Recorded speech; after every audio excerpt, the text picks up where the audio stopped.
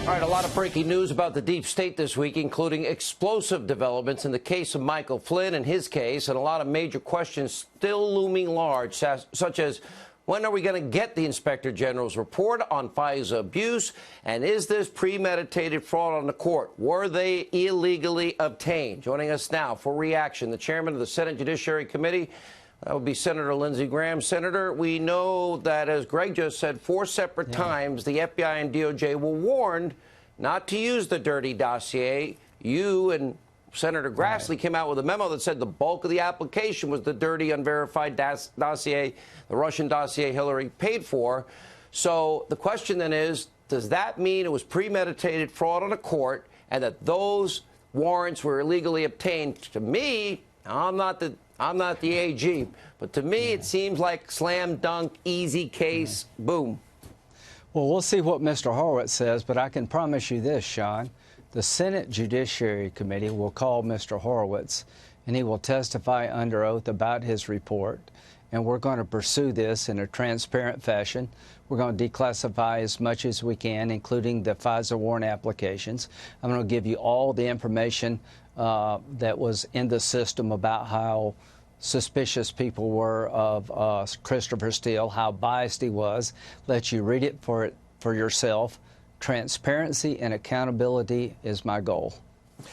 Well, you kind of ducked my question a little. I'm not trying to put a lot of pressure on you here. I don't know what he's going to say. Okay, you're a lawyer, you're smart, you're a senator, you followed this case as closely as I have.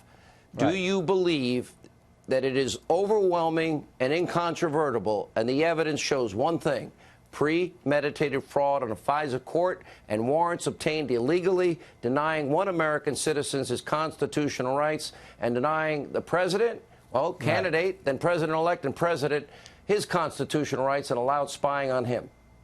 Well, here's what I believe without any doubt, that the dossier is unverified to this day. It's a bunch of garbage, and that the author of the dossier was on the payroll of the Democratic Party.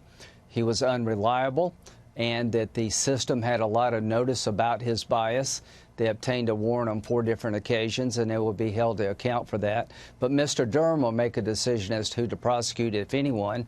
And my goal is to explain to you and the American public how the system failed and make sure it never happens again. And I will also make sure that Rosenstein and McCabe are called before the committee to explain what happened regarding conversations about wiretapping President Trump after the election. To me, that is a very chilling moment in American history, to have a conversation between the acting Attorney General, the acting FBI chief, about wiretapping the President of the United States. That was beyond shocking to me. Thank goodness for Judicial Watch. They're doing a great job. Amen. Like John Solomon and Greg and Sarah. I can't mention everybody. Joe and Victoria. Someone's going to get mad at me. Let me ask you, I do appreciate the fact, Senator, that you have said you will ask about whether there was a rigged investigation into Hillary's email.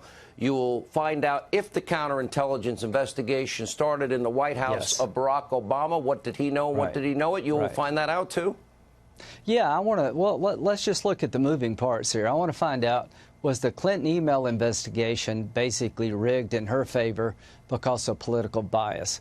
Was the counterintelligence investigation opened up against Papadopoulos based on a desire to get into the Trump campaign versus protecting the Trump campaign from Russian interference when there was really no evidence of Russian interference? Was the FISA warrant obtained based on fraud? Was the certification of the court basically perjury? And after the election, did they surveil the Trump campaign improperly? If there was no reason to believe that Michael Flynn was a Russian agent, why the hell did they talk to him anyway about his conversations in the transition team? How do you feel about the deputy FBI director saying, oh, no, you don't need a lawyer, when Flynn asked him, when he did need a lawyer? And what did you think about the FBI director, Comey, super patriot Comey, when he said, yeah, I sent them in anyway. I took advantage of the chaos. I put all procedure aside. I wouldn't do that in the Obama or Bush administration. So but yeah, I did that. I kind of screwed a 33-year military vet. Well, so we were talking about 9/11. I served with General Flynn in Afghanistan when I was a reservist.